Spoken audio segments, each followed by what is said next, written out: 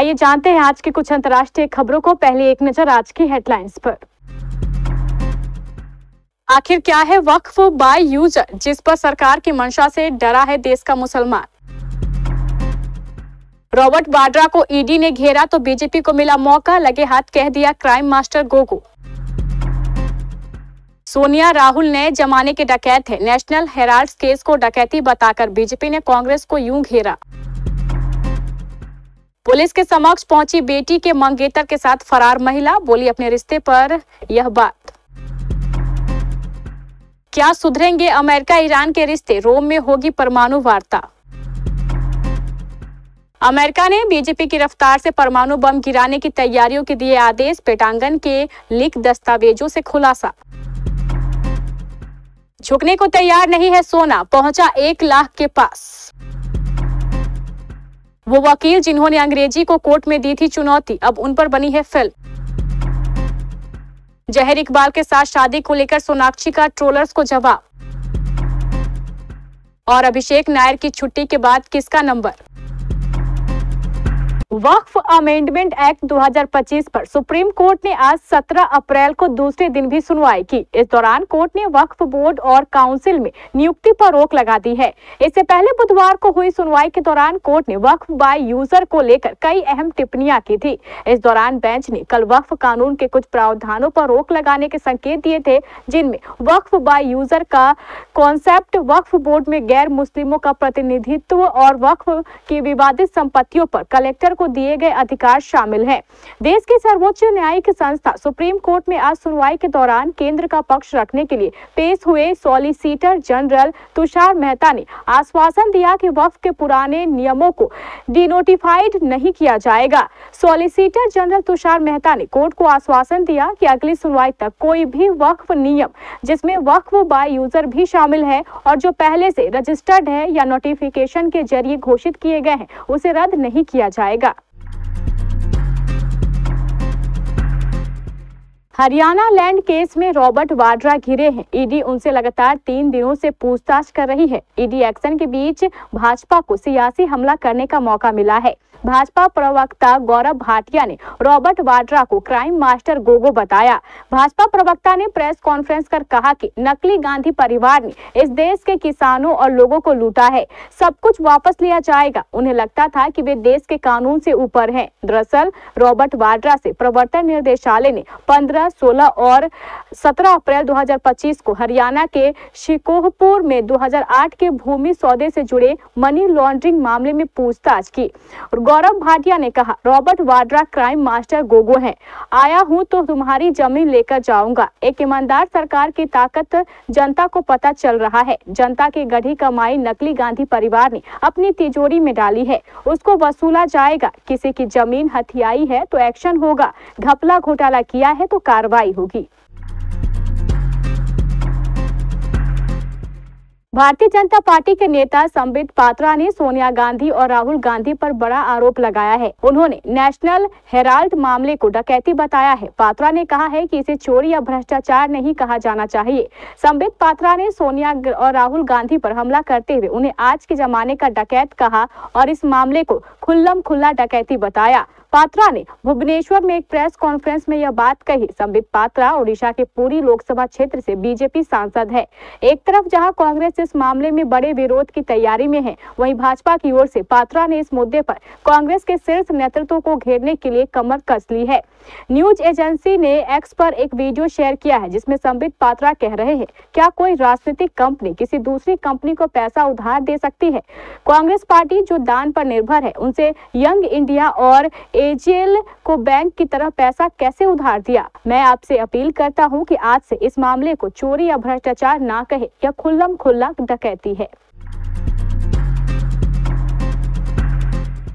अलीगढ़ में बेटी की शादी से 10 दिन पहले भागी दामाद के साथ कथित तौर पर फरार हुई 39 वर्षीय महिला बुधवार को दादो थाने की पुलिस के समक्ष पेश हुई। मनोहरपुर गांव की रहने वाली सपना देवी ने पुलिस के समक्ष कथित तौर पर बयान दिया कि भावी दामाद 25 वर्षीय राहुल के साथ उनका संबंध दैक्षिक नहीं है, बल्कि वह इसके लिए प्रतिबद्ध है।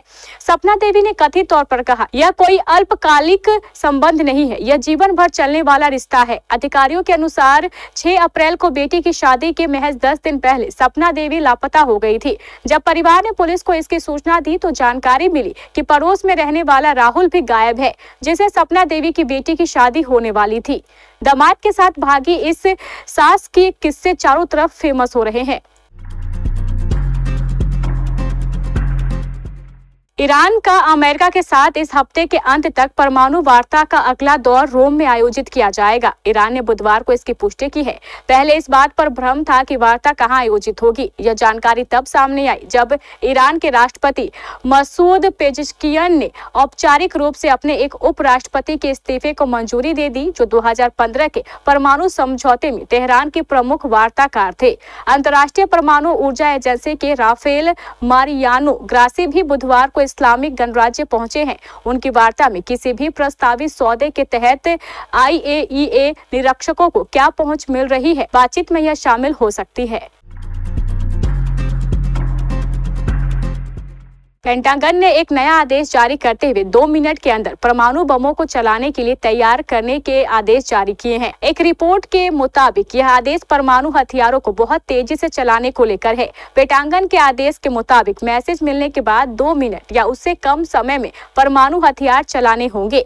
पेंटागन का ये आदेश ऐसे वक्त में आया है जब अमेरिका एक खतरनाक परमाणु बम B6113 को 2026 तक तैयार करने में लगा है। रिपोर्ट के मुताबिक यह बम हिरोशिमा पर गिराए गए बम से 24 गुना ज्यादा शक्तिशाली है। इसकी क्षमता 360 किलोटन है। अमेरिका के ज्वाइंट चीफ ऑफ स्टाफ के अध्यक्ष ने एक आदेश जारी किया है, जिसमें कहा गया है कि अमेरिका के रक्षा विभाग, खुफिया विभाग, अलग अलग एजेंसियों और सहयोगी देशों के बीच मैसेज कैसे भेजे जाएंगे। रिपोर्ट के मुताबिक एक आदेश गुप्त दस्तावेज का हिस्सा है। इस दस्तावेज का नाम है ऑर्गेनाइजेशन मैसेजिंग सर्विस।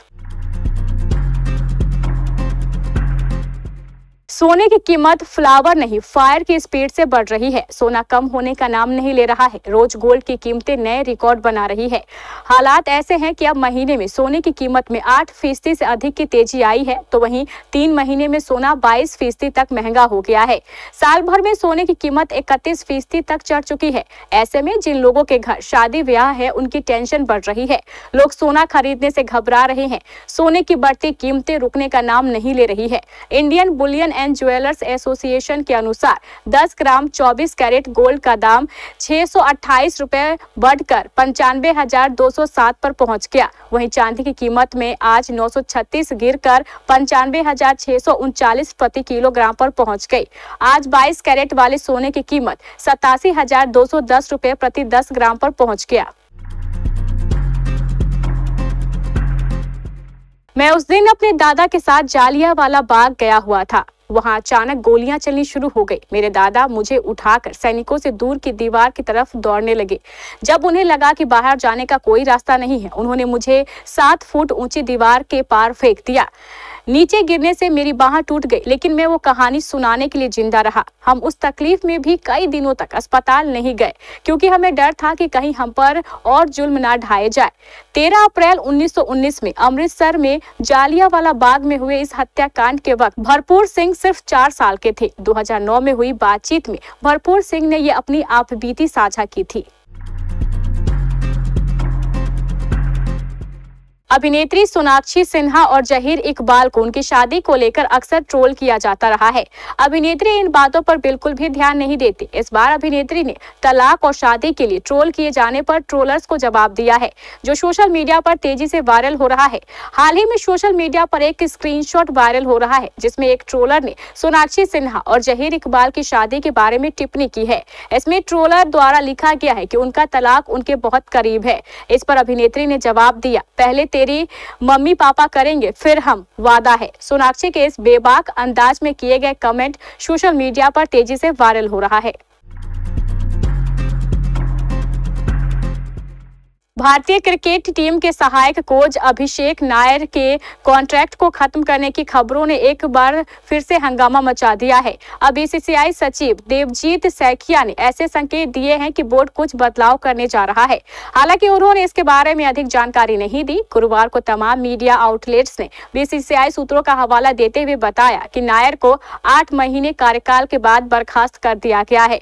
नायर के साथ साथ फील्डिंग कोच डी दिलीप और स्ट्रेंथ और कंडीशनिंग ट्रेनर सोहम देसाई को भी हटा दिया गया है। सैकिया ने समाचार एजेंसी पीटीआई से कहा, कुछ चीजों को अंतिम रूप दी जा रही है। आपको कुछ दिनों में बीसीसीआई से एक प्रेस नोट प्राप्त होगा। एक सूत्र ने कहा है कि नायर, दिलीप और सोहम को पिछले हफ्ते इसके बारे में बता दिया गया था। भारतीय बोर्ड के पास फिलहाल कोई नया नियुक्ति नहीं होगी।